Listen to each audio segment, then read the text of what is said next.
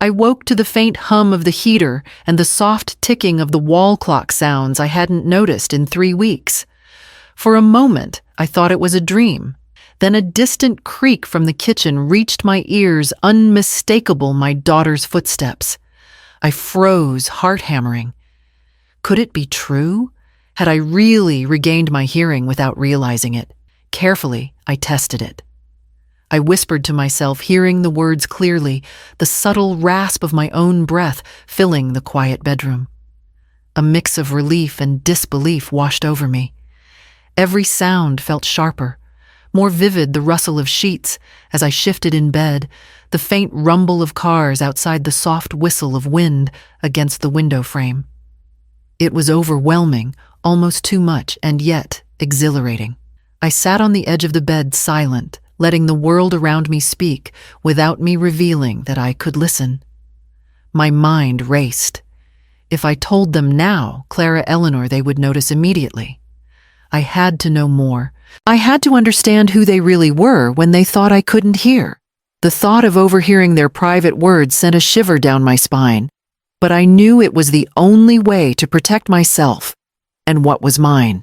I reminded myself to stay calm, to move quietly. Every sound became a tool, every whisper, a clue. I would watch and listen, and no one would suspect. The secret of my hearing was mine alone, and it gave me a sense of control I hadn't felt since the accident.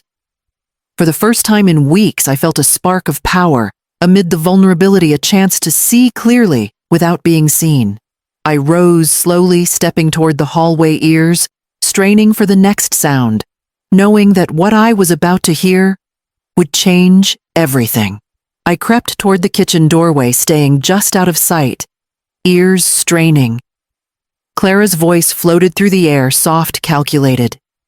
"She can't hear a thing. Mom's completely out of it," she whispered. "It's the perfect time. If we handle this right, everything she owns could be ours without her ever realizing." A chill ran down my spine. My daughter, my own child, speaking like this about me. My pulse quickened, but I forced myself to stay still, silent, invisible. I could hear Eleanor's voice next, smooth and measured. "Yes, but carefully. We can't make her suspicious. She trusts you. Melora always trusts you. Just lead her along, smile, reassure her. When the papers are ready, she'll sign without hesitation." The words hit me harder than any blow could have. Papers. My estate. The house I had lived in for decades, the savings I had kept untouched after my late husband's passing. The little accounts I thought only I could touch. They were plotting to take everything. The daughter I had raised, the woman I had guided through every decision, was scheming behind my back, and Eleanor was coaching her like a strategist. I pressed my back against the wall, heart pounding. Anger and disbelief swirled inside me. I had trusted them. I had cared for them, and yet here they were, speaking so casually about betrayal and theft. Each word cut deeper, each whispered suggestion, a betrayal layered over another. But beneath the hurt, a spark of clarity began to take shape. This was why I had to remain silent, why I had to listen. I could see their motives, their methods, and for the first time since losing my hearing, I felt a measure of control. I could plan, I could act, and they would never suspect I knew. The realization settled in with terrifying clarity. My daughter had been plotting under the guise of concern, and Eleanor was the architect guiding the scheme. My body trembled, but my mind sharpened. Every subtle inflection, every careful pause, every directive they exchanged was now data for me, ammunition I could use to protect myself and my life's work. I moved back from the doorway, keeping my presence hidden, letting the conversation continue. This was only the beginning. I moved quietly through the house, listening to every footstep, every half-whisper, every subtle inflection. Clara was on the phone in the living room, pacing back and forth, her words low and hurried. I couldn't catch everything, but I noted the urgency, the way she glanced toward the hallway, as if checking to make sure I wasn't listening. Eleanor hovered near the kitchen counter, arranging papers with meticulous care, her lips forming words that I could only guess at from the occasional motion and her hurried glances. As I watched, small mistakes began to appear. Clara left her phone face up for a moment, the screen glowing with a message I couldn't fully see, but enough to suggest she was hiding something. Eleanor misplaced a document for a brief instant, only to retrieve it, with a forced calm revealing a flicker of frustration I almost missed. Each slip, each slight hesitation, added pieces to a puzzle I had only just begun to understand. I stayed calm, pretending deafness, letting them act as if they were unseen. Each gesture became a clue, a misplaced file, a whispered comment, the way Eleanor's hand lingered on certain papers longer than necessary. I began to connect dots in my mind, linking behaviors and fleeting observations to the documents I knew existed, my estate, my accounts, the house I had lived in all my adult life. The realization hit me gradually, then sharply. They were planning something, and it wasn't casual. Clara's confidence, Eleanor's calm, the hidden conversations, the careful positioning of documents they were constructing a plan. My daughter's ambition and my mother-in-law's calculating nature had combined into something tangible, a scheme that could strip me of what I had built and preserved. I retreated to the guest room, closing the door quietly behind me, and leaned against the wall. My heart raced, but my mind began to work with precision. I would gather evidence, record every detail, and move carefully. For now, observation was my weapon. I could watch, calculate, and plan while they assumed I was still vulnerable, still silent, still powerless. This house, once a place of comfort, had become a stage for deceit, and I had front row seats. With each passing moment, the stakes grew clearer, and I understood that the next moves I made would determine whether I stayed a pawn or became the one controlling the game. I set up my small notebook on the guest room desk, flipping through the pages, carefully recording every gesture, every word I could lip read, and every subtle movement that seemed off. My phone, discreetly positioned, captured snippets of conversation when I could manage it without raising suspicion. I photographed documents I glimpsed accidentally, noting dates and details. Each small record added weight to the growing picture of what was happening behind my back. As I reviewed the interactions between Clara and Eleanor, contradictions became more apparent. Clara would assure her mother that I had no interest in handling certain accounts, yet Eleanor's whispers suggested doubt about my awareness. A glance exchanged between them that I caught in the hallway contradicted the polite tones they used in my presence. Each inconsistency was a thread unraveling the carefully constructed image of control they tried to maintain. The more I documented, the more empowered I felt. Fear still lingered, a low hum beneath the surface, but it was tempered by clarity. I could see their intentions now, and I was no longer entirely at their mercy. Every note, every recording, every photograph became proof of the scheme forming in the shadows. And then I found a document partially hidden behind Eleanor's papers, a preliminary form for the transfer of certain assets. My inheritance, the house, accounts my late husband had helped me preserve. My stomach twisted as realization set in. They weren't merely careless or petty. They were planning to take what was mine. The house I had built my life in, the savings, meant to secure my future. They wanted it, and they believed my deafness gave them the advantage. I closed the notebook with deliberate calm, pressing the pen into my palm.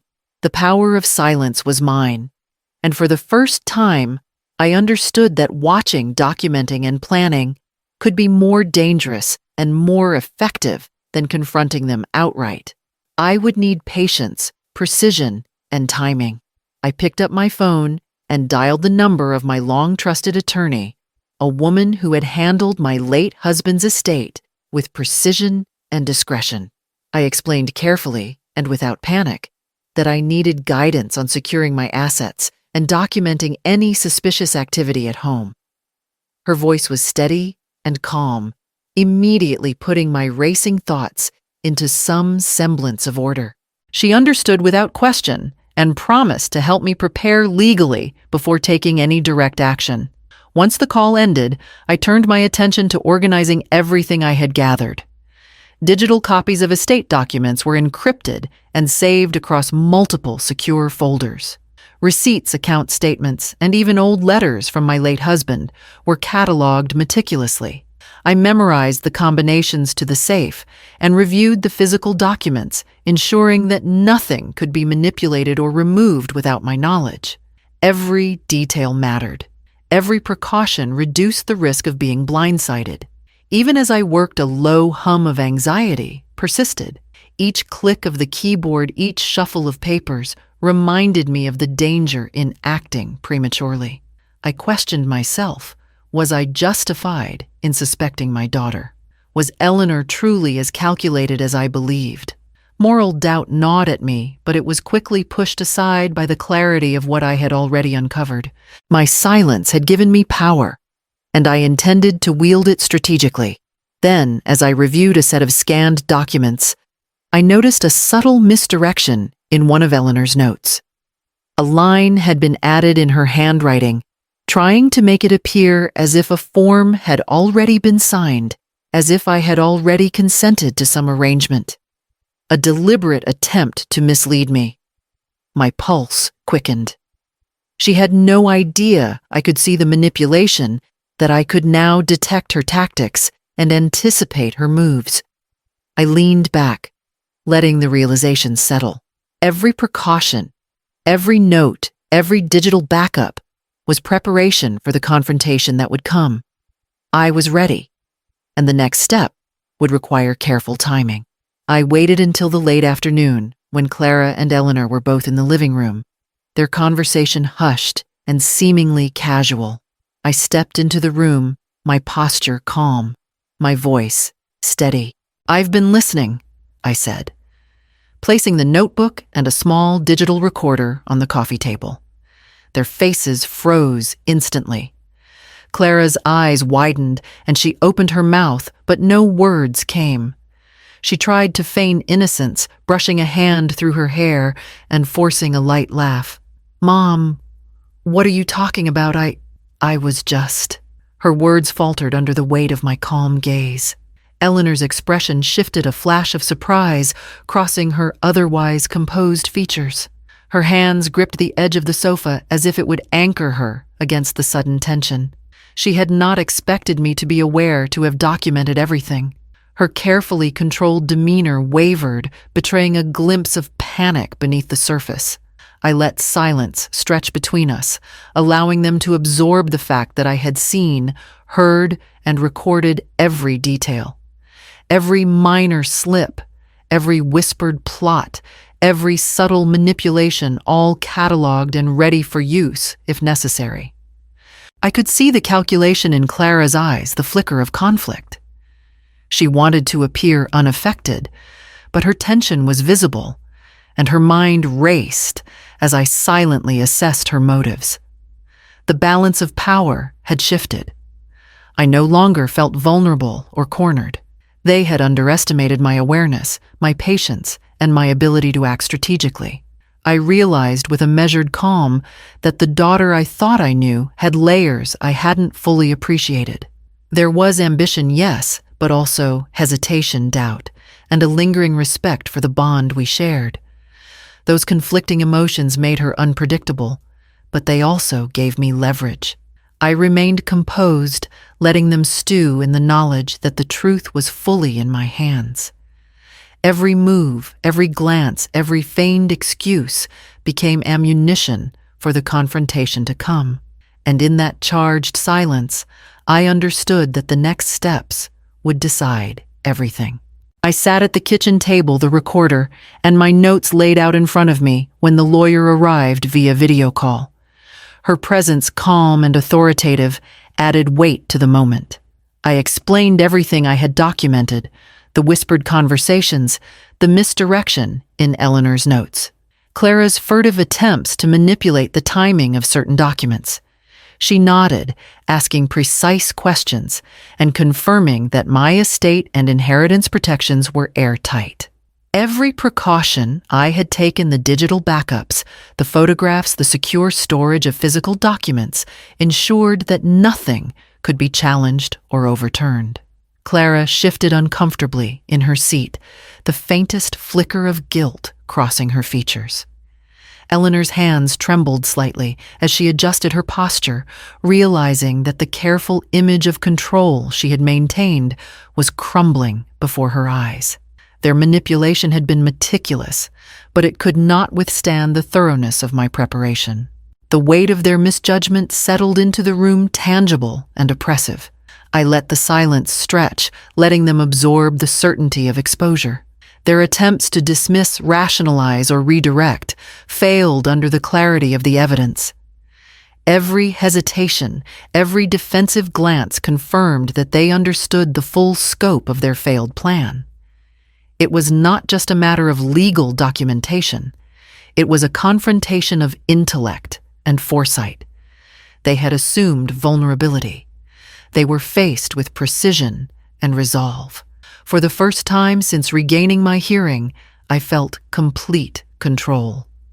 My anger, tempered by careful calculation, gave me the psychological upper hand. I could see Clara's conflicted expression, the subtle tug-of-war between ambition and respect. Eleanor's composed mask had shattered. Even her poise betrayed the acknowledgement of my strategy and awareness. I did not need to shout to accuse or to beg for recognition. It was visible in every detail, in the shift of the room's balance, in the way they now measured their words before speaking. I leaned back, letting the clarity of justice and autonomy settle in. The betrayal had been confronted, meticulously documented, and neutralized. I was no longer the woman to be quietly manipulated or underestimated. Every move had been calculated, every observation noted, and the outcome secured. They had been forced to acknowledge what I already knew: I was intelligent, capable, and fully aware. With the lawyer's confirmation and the documents safely stored, the next step was clear, and I knew the moment for final resolution had arrived. I closed the front door behind me, letting the quiet of my suburban home wash over me. For the first time in weeks, the house felt like mine, not a stage for deceit or manipulation, but a space where I could breathe and think. I walked to my home office, settling into the familiar chair at the desk, and opened the notebook where I had meticulously recorded every observation and every evidence of betrayal. Reading through it now, the weight of the past few weeks pressed on me, but it was tempered by clarity. Sitting there, I realized that reclaiming my life didn't have to mean immediate confrontation or dramatics. I could rebuild quietly, deliberately.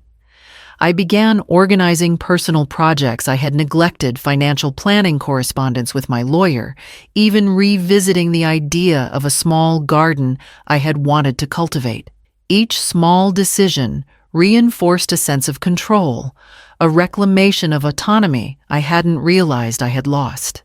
I glanced at the calendar on the wall, noticing a faintly circled date that Clara had marked months ago for a supposed family meeting. For a moment, I allowed myself to imagine a conversation with her, one that didn't carry the tension of manipulation or deceit. Perhaps over time she could recognize the lines she had crossed, and some form of reconciliation might emerge. But I didn't dwell on it. The priority was my own stability, my regained power, and the life I intended to shape for myself.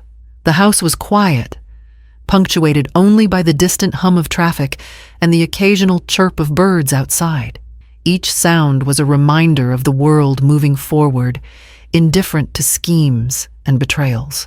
I felt a cautious hope, a sense that the worst was behind me, and yet the future remained wide open, full of possibilities and choices that belonged solely to me. I leaned back in my chair, letting the calm settle into my bones. For the first time in weeks, I felt the balance of control, clarity, and purpose.